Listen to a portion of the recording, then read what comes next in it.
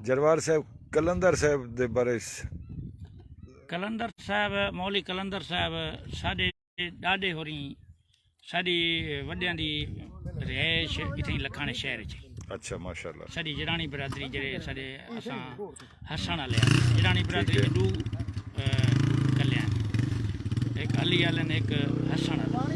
ठीक है। असां हसन वाले दी रिहाइश इत्थें लखाने शहर दी। अच्छा। तो वालेकुम सलाम। तो वो लखाने शहर में आई तो साढ़े ॾाॾे असां सुनते आसे ॾाॾा साढ़ा हैदर होंदा ही साढ़े ॾाॾे हसन होरी होंदे आहिनि वो इत्थें लखाने चवंदा आहिनि मौली कलंदर साहिब उन्हनि दा इमाम है। अच्छा माशाल्लाह। जी असां मौली कलंदर दा नां कॾोखणे दा सुनते आसे लेकिन ये तारुफ थोड़े नाल तारुफ थियण तो बाद पता लगे जो मौली कलंदर साहिब थोड़े भी परदादा।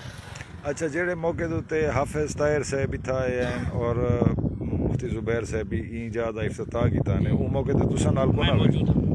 अच्छा तुसां नाल आए। हां उन वेले तो पीछे पता लग मालूमात।